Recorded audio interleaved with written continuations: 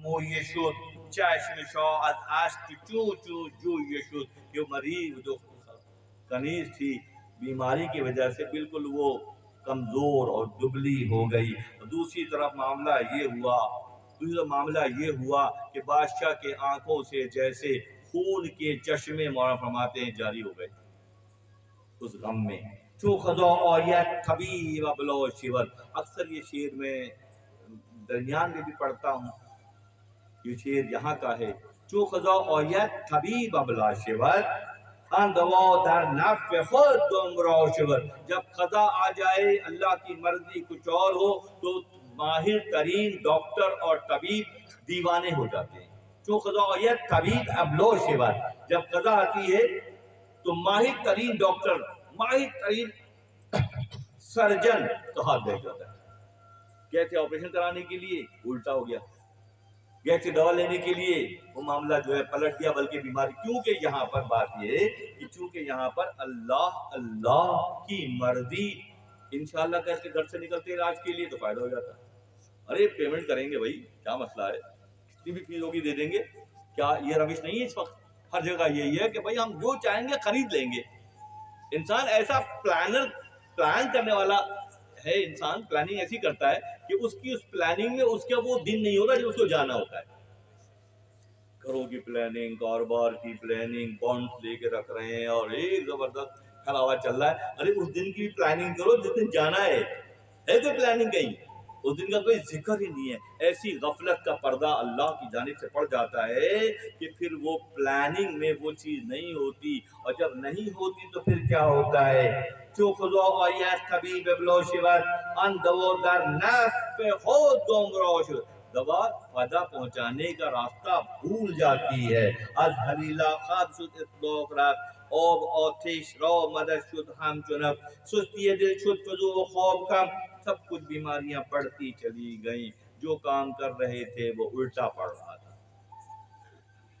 اتنی سی ہی بیان میں وہ سارے راز کھل گئے کہ اگر ہم اللہ کے راستے پر نہیں چلیں گے، 500 سال، 1000 سال، 2000 سال، 500 سال گزر جائیں، اللہ کو فرق نہیں پڑے گا. جو خلیل حق نے، حضرت خلیل حق ابراہیم علیہ السلام جو کعبہ تعمیر کیا، کعبہ تعمیر کروایا گیا. جب تعمیر کروایا گیا اللہ کے حکم سے ہوا تو لوگوں نے، بعد کے لوگوں نے اس میں بت سجا دیے. ہزاروں کی تعداد میں بت جو ہے، 313 کی تعداد میں بت جو ہے کعبۃ اللہ میں سجا دیے لوگوں نے. اللہ کو فرق نہیں پڑا اور ہزاروں سال تک وہ اسی بت پرستی میں رہے. اللہ کو فرق نہیں پڑا. کیسے کیسے لیلا اور کیسے کیسے مجنو اور کیسے کیسے خیز اور کیسے کیسے کردار اس عرصے میں آئے ہوں گے کہ ان کی کوئی ڈاکومنٹیشن ریکارڈ کہیں ہے؟ نہیں ہے، کیونکہ وہ راہ حق سے دور ہیں، اللہ کی پہچان سے دور ہیں. جو اللہ کی پہچان سے دور ہو جاتے ہیں ان کی کوئی ڈاکومنٹیشن نہیں ہوتی ہے. ڈاکومنٹیشن ہونی کی ہوتی ہے جو راہ حق پر ہوتے ہیں. اور جب اللہ ارادہ کر لیتا ہے خلیل حق کے بنائے ہوئے گھر کو، اللہ کے گھر کو بتوں سے سجایا گیا، تو اللہ نے جب ارادہ کیا تبدیل کرنے کا تو ابابیلوں کے ذریعے پورے سسٹم کو ڈیمالش اللہ نے کر دیا. چھوٹے چھوٹے پرندے، کنکریاں بھی چھوٹی چھوٹی، انہوں نے پورے نظام کو، جب اللہ چاہتا ہے تو پھر یہ تبدیلی آتی ہے. ورنہ صدیوں تک لوگ بہتے ہوتے ہیں اپنے خاندانی تفاخر میں، اپنے خود پسندی کے جال میں وہ الجھے رہتے ہیں، ان میں تبدیلی نہیں آتی.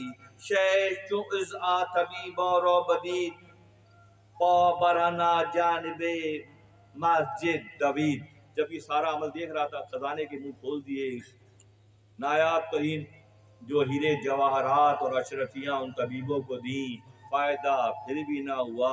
طبیب نے جب ناکام ہو گئے، بادشاہ نے یہ منظر دیکھا، اس کے آنکھوں سے خون کے آنسو بہہ رہے تھے، ندیاں جاری ہو گئی تھیں. چوشے تجھ عز ان طبیبا را بدید پا برہنہ جانب مسجد دوید. مسجد سے مراد اس دور کی بھی اور اس دور کی عبادت گاہ ہے. جب بادشاہ نے دیکھا کہ سارے فارمولے فیل ہو گئے، کام نہیں ہو رہا ہے، تو ننگے پیر پھر وہ اس طرف گیا جہاں جانا پہلے دن چاہیے. جہاں لوگ پہلے دن چلے جائیں، راہ خدا کی کو اختیار کرنے میں سستی نہ کریں، اللہ کی مرضی کی طرف اپنے آپ کو ڈھالنے کی پریکٹس کرتے رہیں بتائے گا ہو جائے گی پریکٹس۔ جب دیکھا اس نے کہ طبیب سارے ناکام ہو گئے، ایک لڑکی کی محبت میں وہ اتنا کچھ کر رہا ہے مگر ناکامی دیکھنے کے بعد وہ اللہ سے رجوع کر رہا ہے، مسجد کی طرف جا رہا ہے۔ رفت در مسجد سوی محراب شد، سجدگاه از اشک شاه پر آب شد، کہ وہ جا کر سجدہ ریز ہو گیا۔ غالباً دین عیسوی یا دین موسوی میں سے ہوگا کہ مسجد بھی تھی اور سجدے کا طریقہ بھی تھا۔ وہ جا گیا ناکامی دیکھ کر، تمام طبیبوں اور ڈاکٹروں کی ناکامی کو دیکھ کے وہ مسجد میں گیا اور جا کر محراب میں سجدہ ریز ہو کر رونے لگا۔ اس نے اپنی سجدہ گاہ کو آنسوؤں سے تر کر دیا۔